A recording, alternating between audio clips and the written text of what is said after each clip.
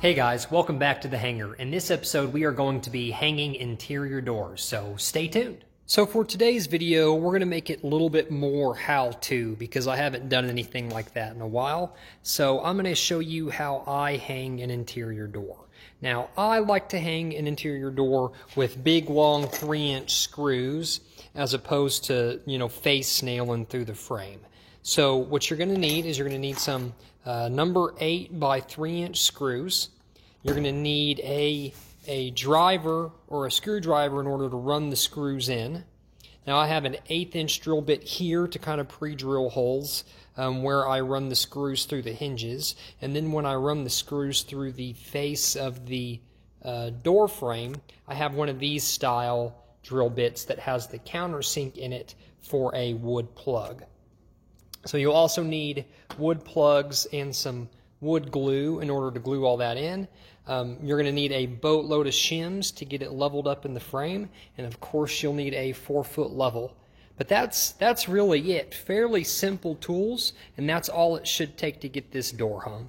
Okay, so we are here in the master bathroom, and this is going to be the door that we hang it to the water closet. So I've already got it stood up, sitting on some cardboard so it doesn't mess the floor up, but leaning against the wall in the orientation that I want it to go. So this door is going to swing out like this, and it'll swing all the way open in that kind of orientation. Now, just kind of your standard 2-panel pre-hung door. I actually bought these off of Amazon because everyone else was so back ordered on doors that I was actually able to get these within about a month as opposed to about 6 months. So we'll go here, and the next thing we want to do is kind of look at the door frame. So you can see I pulled out my 2-foot level just because it's easier to fit inside of the door frame and illustrate.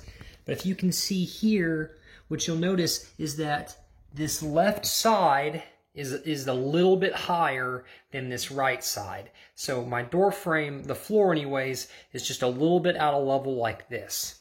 So what I'm going to do is I am just going to very slightly shim this side up just a little bit to give me ability to kind of adjust this side up and down to square up the door. So we will shim much higher off the floor on this side eventually, but the side that we want to work off of is the side with the hinges. And since my hinge side is a little bit high, I'm just going to shim it up slightly off the ground, and that'll give me lots of room to twist the frame in order to square it up with the door. You can see here on the hinge side, I put the skinny side of the shims towards the rough opening, so it's only about a 1/16 inch up off the floor. Okay, let's take a look at what I got so far. So I got the frame kind of put up around where it's going to be, and I got this door open and I got it shimmed so that it's almost level. It still has a little bit of tilt this way. It needs to get picked up a little bit more, but we're actually going to adjust that here when I put this top screw in. So here I'm going to look at this face here along where the hinges run, and you can see that in order for me to get this level, I'm actually going to push it all the way up against this wall here and then end up having to kick the bottom out this way in order to get it level. So I am not going to put any shims behind this hinge right here. So where I run the screws through on the hinge side is I'm going to back out the center screw, which is the furthest this way into the 2x4 in all of these hinges. I am then going to center this up this way in the door frame and run a screw in here and suck it all the way in, and that'll keep the door held in place while I finish leveling this hinge side. So the name of the game when you're installing a door is making it plumb and square and true, right? So you'll see me leveling and rechecking leveling and rechecking leveling over and over again. So my frame rough-in opening ended up being really level on this side. So I didn't need any shims at all in order to level it this way. And then I leveled it this way as well by just putting my level along this face. And so this side has been secured with a 3-inch screw in the center of each of the hinges. And so the hinge side of the door is level both this way and in and out. So now that it's level both ways, we'll go ahead and we'll shut the door and we'll start matching the frame up so you have a clean, even line all the way around. So you can see that opening along the top actually looks pretty good. So I'll probably square this corner up in the frame, fill that gap with hinges, drill some holes and screw some screws into it, and then I'll work down this face, keeping it nice and level and making sure that this gap in the door, which is too wide here at the bottom, is even all the way through.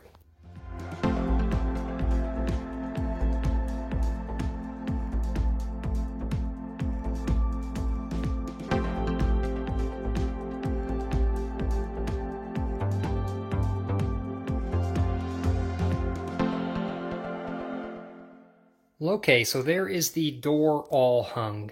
I generally don't put so many mounts on the off-hinge side, but this one from shipping, you know, these frames are just MDF, and from shipping it was really bowed and est, and I had to put all these supports in to make that other side of that door jamb nice and flat so that we had a good even line beside the door all the way down. So I generally don't put that many mounts in, but this one was just so warped from shipping and handling that I had to put in an extra couple.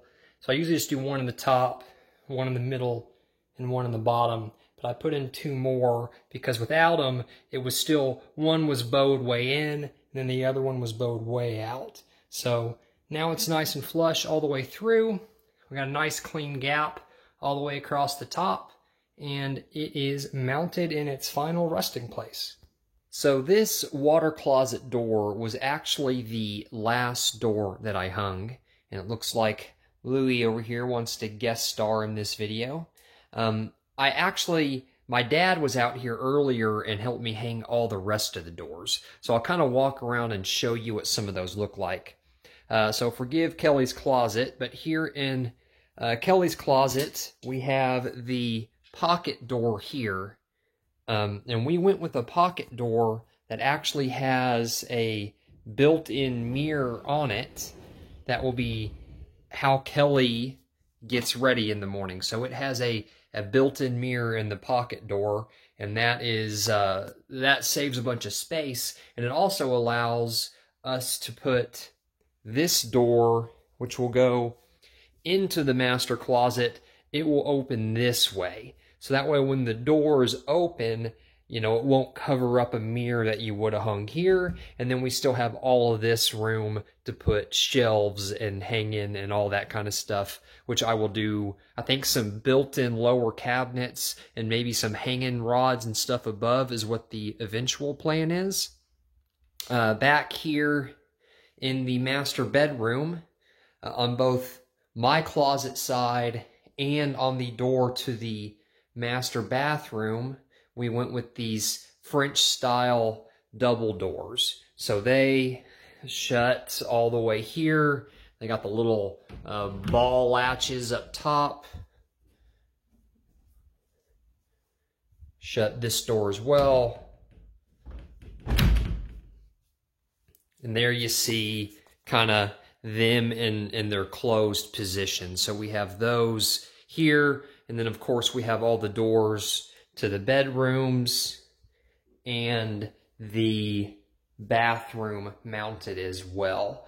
So the only door left to hang is actually the door to the master closet. It arrived, but the frame where the screws for the hinges ran had split this frame, so I had to return that door and order a replacement, and I do not have that. It'll probably be another month or so before I get this door. So, like I said, I hung all these doors throughout the rest of the house with my dad, so let's jump over to some footage of us hanging those. So here we are hanging the French double door into the master bathroom. This is essentially the same process as a single door, except that both sides are hinge sides, so both sides are kind of load bearing. You do the same sort of thing. You have to square them back and forth so you get a nice clean reveal all the way around the door and a nice even line in between the doors. And here we are hanging the pocket door. This is significantly simpler than hanging a door on hinges. You just essentially put it in the tracks and you make sure that it's level up and down. So once the door is hung and the door shuts and opens easy and has nice clean lines, what I'm going back through here is I'm going back through and I'm adding additional screws.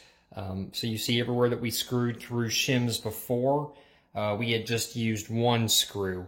I'm adding a second screw over on the other side of this door frame, and what I'm doing here is I'm correcting how square it is this way. So when you only have the screw on the one side, this side of the door frame was kicking in a little bit. So I went through and I added these screws here, and that'll keep this nice and flush to this opening.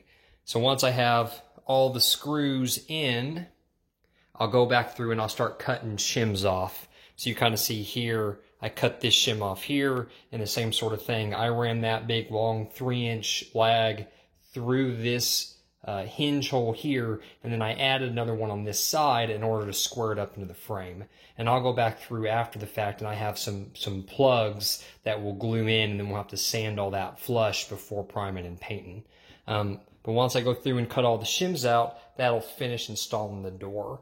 Now, I'll probably go through and add more screws on the door throughout. So I'll probably go through and add some shims at the middle and the top and just put a couple screws in the top just to keep that flat and get any flex out of this. On all the hinge sizes or hinge sides, my lowest screw is at the hinge. So you have this about foot long of unsupported frame, and it's got quite a bit of flex to it in there. So I'll probably go through and add some shims and suck this in nice and tight at the bottom. On the non-hinge side, which is relatively non-load bearing, we went ahead and put the screws all the way at the bottom and all the way at the top. So once you get the door hung, you're really, you're 2/3 of the way there, but going through and finishing it out and cutting all the shims off and adding all the screws to make it nice and solid so that you get a good permanent door that opens and closes easily and looks good all the way around. That's kind of what I'm working on now. So one of the things you'll find when hanging doors is that even though you have all these screws run in and everything appears to be installed, there is still quite a bit of play for you to be able to suck the frame in and out and move it even once it's already screwed in. This gives you a lot of ability for fine adjustment in how the door closes and what it looks like closed. You'll also notice here one of the annoying things about living in a house while you're working on it is I'm constantly having to vacuum up mess as I'm working on the house. I'm just trying to keep all the sawdust off the floor. And while we're on the topic of doors, another thing I worked on with my dad when he was out here was building this door to close in under the staircase. So let's jump back in time and watch us build it. So I went back and forth on how I wanted to build this door, but what we decided to do was just to go ahead and build kind of a custom trapezoid shaped extra wide door and kind of build it in place to fit the staircase. We decided this would be the best kind of answer to how to close in under the stairs, because I wanted a nice big opening available if I ever need to pull that pressure tank or that hot water heater out. So we decided to kind of build a frame in place. And once we kind of had an idea of what it was going to look like, we pulled it out, fastened it all together on the floor, and got an overall shape ready to be hung. After that, we went through and added all sorts of kind of 45 blocking to make the door nice and stiff so that it would be able to open and close and not sag hanging off the hinges.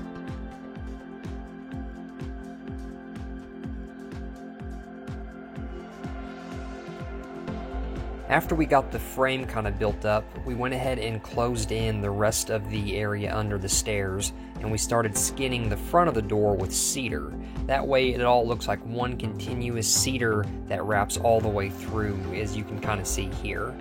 You'll also see that we closed in the triangle above the door, and then on this other side of the door we did insulate, and it's ready to be skinned from the inside now.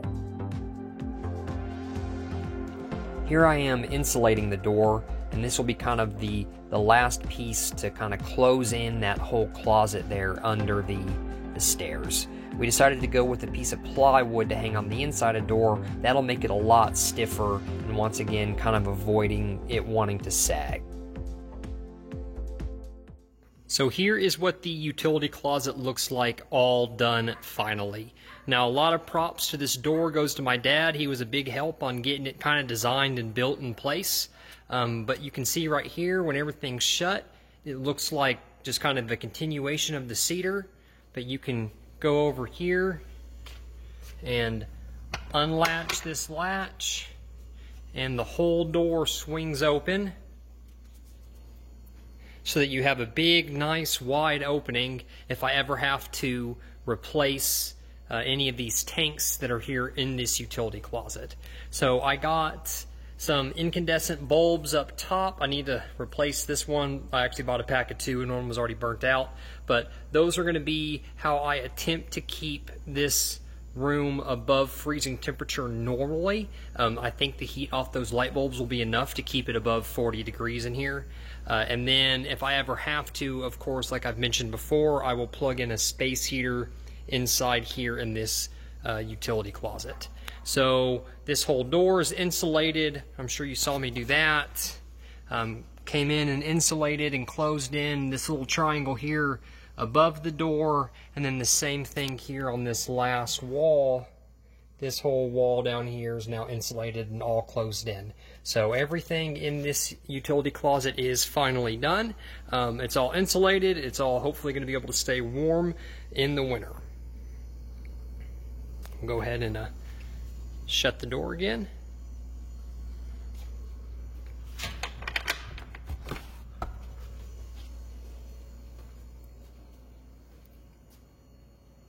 I am very happy with how that turned out.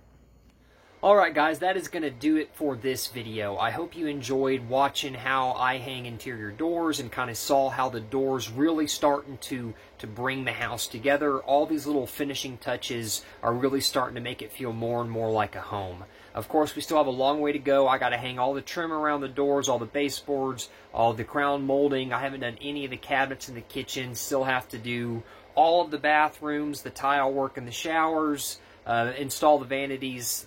The list goes on, but we are really starting to get close. We're kind of in the final stretch here to finishing the house. I hope you enjoyed seeing how we closed it under the stairs so we can keep the utility closet for all the water supply stuff warm in the winter. But that's going to be about it for this video, so stay tuned and I'll catch you on the next one.